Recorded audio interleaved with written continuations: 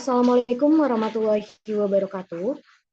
Yang terhormat, Ibu Mela Nurdiali, SEMAK, selaku dosen mata kuliah akuntansi keuangan menengah 2, serta Ibu Nita selaku asisten dosen mata kuliah akuntansi keuangan menengah 2. Kami dari kelompok 3 kelas A praktikum 2 ingin memaparkan hasil diskusi kami terkait dengan penerapan ataupun perilaku aset tetap berdasarkan PSAK 16 pada PT BPRS Amanah Ummah. Pada kesempatan kali ini, kami ingin memaparkan beberapa poin, yaitu yang pertama ada profil perusahaan, kemudian pengukuran aset, pengakuan aset, penghentian aset, pencatatan aset, revaluasi aset, serta penyajian dan pengungkapan aset. Baik, sebelum kepada pemaparan materi yang pertama, izinkan kami untuk memperkenalkan diri terlebih dahulu. Perkenalkan, saya Azma Nabila Ivana dengan NIM terakhir 240 dengan rekan-rekan saya. Saya Lila Nurliana dengan NIM akhir 278. Saya Glenn Semanik dengan NIM terakhir 177. Baik, terima kasih kepada rekan-rekan. Untuk yang selanjutnya, saya akan menjelaskan terkait dengan profil perusahaan dari PT BPRS Amanah Ummah. Jadi, PT BPRS Amanah Ummah ini merupakan bank pembiayaan rakyat syariah. PT BPRS Amanah Ummah ini merupakan salah satu jenis bank yang diizinkan beroperasi dengan suatu sistem syariah di Indonesia. BPRS Amanah Ummah ini juga merupakan salah satu lembaga keuangan yang menggapai para pelaku usaha menengah dalam menggerakkan roda perekonomian yang ada di Indonesia. PT BPRS Amanah Ummah ini berfokus untuk melayani UMKM yang menginginkan proses dengan mudah dan pelayanan yang cepat serta persyaratan yang ringan terkait dengan proses kinerjanya sebagai bank syariah. PT BPRS Amanah Ummah ini berlokasi di Jalan Raya Lewiliang nomor 9, Kecamatan Lewiliang, Kabupaten Bogor, Jawa Barat. Boleh di next.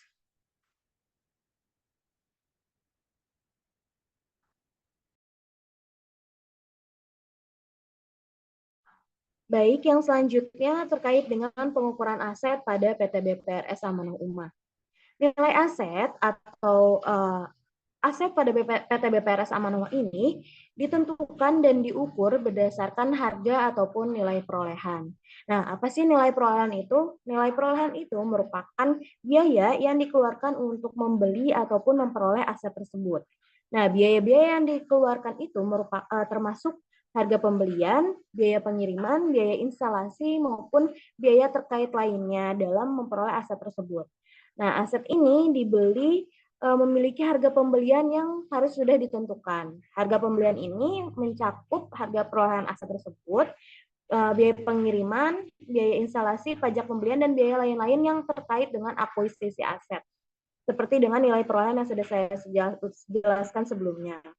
Nah, untuk contoh, pada PT BPRS Amanah Ummah ini terdapat pembelian 1 unit komputer dengan harga 2 juta rupiah. Nah, biasanya harga saat aset tersebut dibeli itu sudah termasuk dengan biaya pajak ataupun PPN. Jadi, untuk harga 1 unit komputer diperoleh dan diukur dengan nilai sebesar 2 juta rupiah. Sudah termasuk dengan PPN. Seperti itu. Mungkin boleh di next.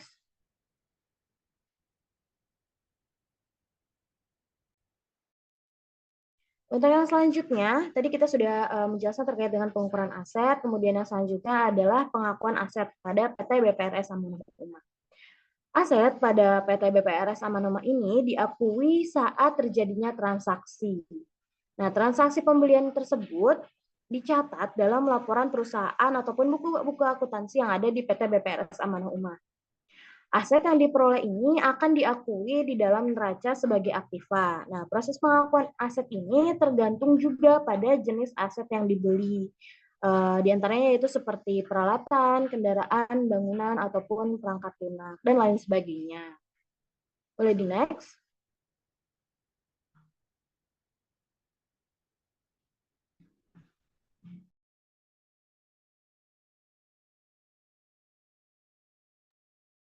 Nah, tadi kita sudah membahas terkait dengan bagaimana sih aset pada PT BPS Amanah Rumah itu diakui. Nah, di sini dijelaskan proses pengakuannya nih bagaimana. Proses pengakuan aset dalam akuntansi di PT BPRS Amanah Rumah. Di sini ada beberapa langkah. Langkah awal yaitu melakukan identifikasi aset.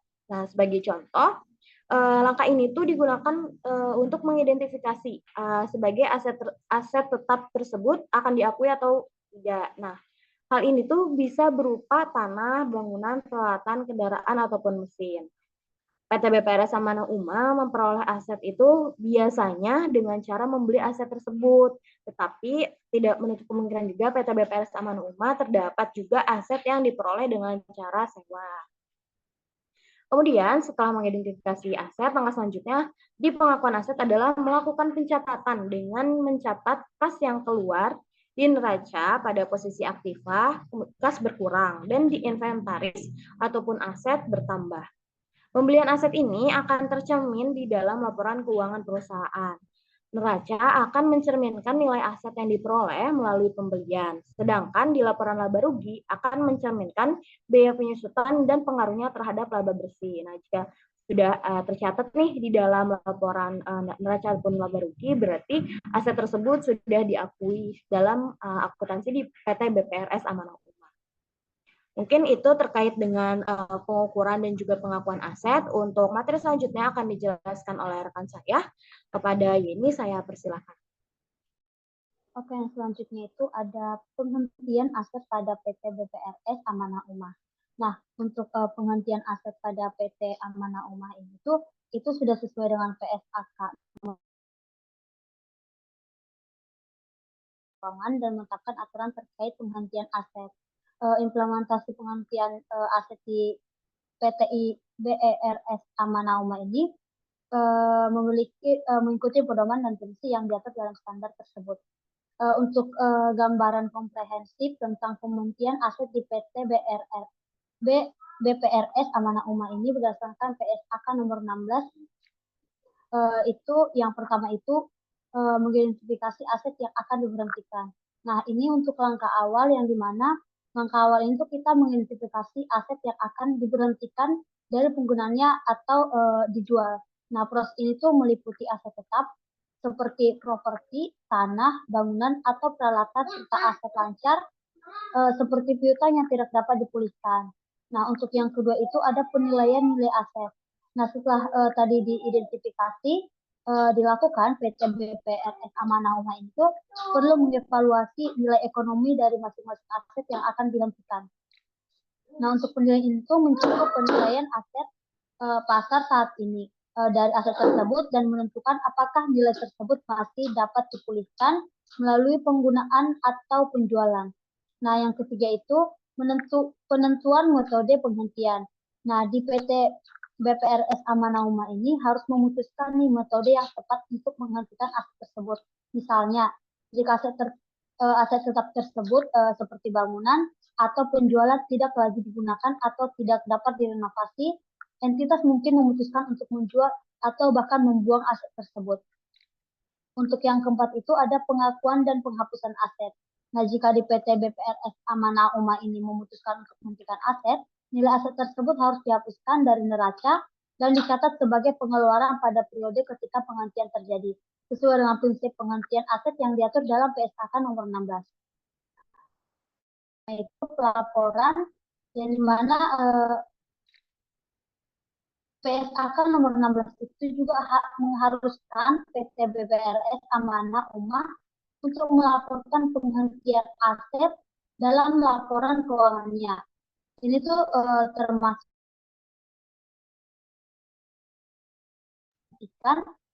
nilai penghentian dan dampak apa sih terhadap kinerja keuangan entitas tersebut. Nah, yang terakhir itu ada evaluasi. Setelah penghentian aset dilakukan, PT BPRS itu harus terus memantau dan mengevaluasi keputusan apa nih yang akan dilakukan untuk memastikan bahwa dampaknya itu sesuai dengan yang diharapkan dan tidak memberikan konsekuensi yang tidak diinginkan. Nah, penerapan PSAK nomor 16 itu dalam pengertian aset oleh PT BPRS Amanah Umah memastikan kepatuhan terhadap prinsip-prinsip akuntansi yang berlaku dan menjamin transparansi dalam laporan keuangannya. Nah, hal ini penting bagi perusahaan seperti manajemen, investor, kreditur, dan lain sebagainya. Yang selanjutnya itu ada pencatatan aset pada PT BPRS Amanah Umah. Nah, untuk aset untuk pencatatan aset ini tuh untuk penjelasan tentang pencatatan aset pada PT BPRS Amanah Umah itu yang pertama sama kayak penghentian, yang pertama itu ada identifikasi aset. Nah, rangkaian itu tetap mengidentifikasi, tapi ini untuk semua aset yang dimiliki oleh PT BPRS Amanah Umah. Itu meliputi aset tetap seperti properti, tanah, bangunan, atau peralatan, serta aset wajar seperti piutang, kas, persediaan, dan investasi. Yang selanjutnya itu ada pencatatan awal. Setelah eh, setelah identifikasi itu dilakukan, PT BPRS Amanah Umah itu harus mencatat semua aset tersebut dalam sistem akuntansi atau buku catatan keuangan. Tapi catatan itu tuh awalnya ini mencakup pencatatan nilai peroleh aset, yaitu biaya yang dikeluarkan atau memperoleh dan menghasilkan aset tersebut. Yang ketiga itu penilaian penilaian nilai aset. Nah, nilai aset yang dapat berubah dari waktu ke waktu ini, perubahan itu karena faktor seperti penjujutan, penurunan nilai, atau peningkatan nilai. Nah, di PT BPRS Amanah Umah itu harus secara berskala nih menilai kembali nilai aset dan perekaman perubahan nilai tersebut sesuai dengan prinsip-prinsip akuntansi yang berlaku.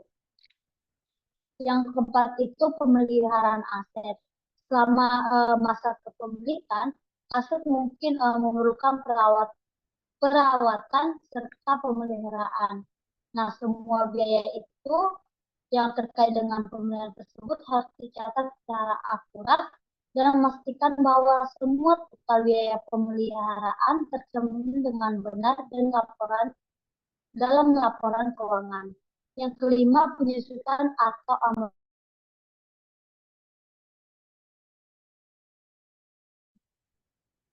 Baik, yang selanjutnya ada revaluasi aset tetap pada PT BPRS Amanah Umah. Nah, ini ada dua kondisi, yang mana yang pertama itu berdasarkan PSAK 16 dan juga berdasarkan implementasinya terhadap perusahaan. Nah, untuk berdasarkan PSAK nomor 16 ini mengatakan bahwasannya untuk pelaksanaan revaluasi itu tergantung pada perubahan nilai wajarnya. Jika nilai wajar asetnya itu tercatat berbeda secara material, maka perlu dilakukan revaluasi aset. Nah, revaluasi aset ini adalah penilaian kembali aset tersebut dan mungkin dinilai lebih tinggi daripada harga perolehan. Nah, apabila aset tetap yang memiliki nilai wajarnya itu fluktuatif dan juga signifikan, maka tidak perlu dilakukan revaluasi tiap tahun. Tetapi mungkin dapat dilakukan revaluasi selama setiap 3 atau 5 tahun sekali.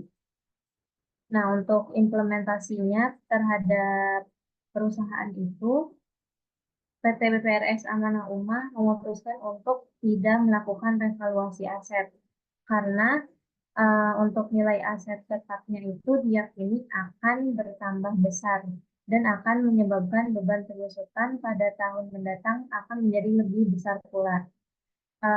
Hal tersebut juga berdampak pada laba perusahaan yang diyakini pasti akan menurun. Nah, untuk revaluasi ini juga akan berpengaruh terhadap pajak.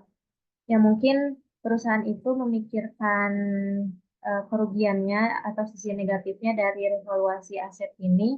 Misalnya apabila PT BPRS Amanah Ummah ini memutuskan untuk memakai model revaluasi dan setiap tahun harganya itu meningkat, maka perusahaan itu akan membayar pajak final, padahal kenaikan harga asetnya itu tidak membawa aliran kas masuk ke perusahaan. Boleh di next. Selanjutnya ada penyajian dan juga pengungkapan aset pada PT BPRS Amanah Ummah. Oke, next. Nah, untuk penyajian asetnya itu, ini disajikan dalam laporan posisi keuangan, yang mana ada aset tetap yang pada tahun 2022 itu bernilai 18.178.177. Nah, untuk tahun 2023-nya itu menurun tapi tidak signifikan.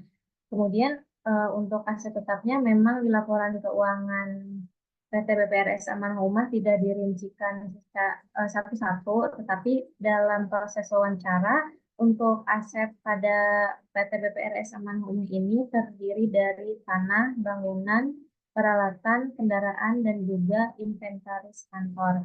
Kemudian di sini ada akumulasi penyusutan. Akumulasi penyusutannya juga dari masing-masing aset tersebut. Nah, kemudian mengapa sih akumulasi penyusutan aset itu disajikan secara terpisah dalam laporan keuangan?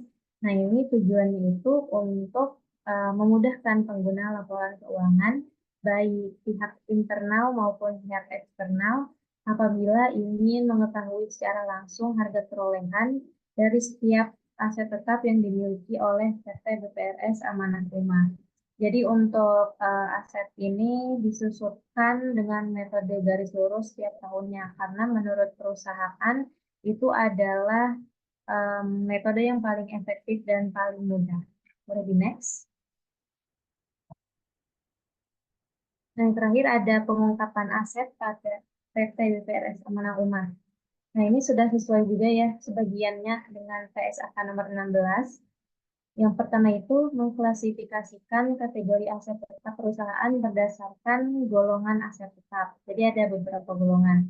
Kemudian untuk pengukuran aset tetap perusahaan itu dicatat sebesar model biaya perolehan. Jadi yang tadi sudah dijelaskan bahwasannya aset tetap itu dipisahkan dengan akumulasi penyusutannya. Kemudian metode penyusutan aset tetap adalah menggunakan metode garis lurus setiap tahunnya. Kemudian dalam CALK-nya itu jumlah tercatat bruto atau harga perolehan dikurangi dengan akumulasi penyusutan. Kemudian dilanjut dengan aset yang sudah tidak digunakan atau akan dijual, maka nilai tercatat dan akumulasi penyusutannya harus dikeluarkan dari laporan keuangan. Jadi untuk pengertian aset misalnya yang tadi sudah dijelaskan oleh Jenny, itu akan dihapuskan dari laporan keuangan jika memang aset itu tidak digunakan lagi. Yang terakhir itu perusahaan tadi tidak melakukan evaluasi aset ya, karena memang sudah sudah ketetapan dari perusahaannya seperti itu. Jadi untuk boleh di next. Nah, untuk kesimpulannya itu, memang PT BPRS Amanah Ummah ini sudah menerapkan PSAK 16, kecuali yang revaluasi aset tadi. Dan untuk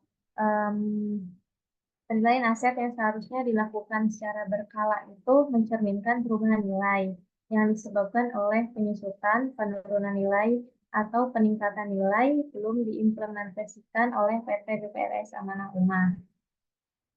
Selain itu, pemeliharaan aset juga dicatat secara akurat untuk memastikan total biaya pemeliharaan tercermin dengan benar dalam laporan keuangan. Penyusutan aset dengan masa manfaat ekonomi tertentu dilakukan sesuai dengan prinsip akuntansi yang berlaku.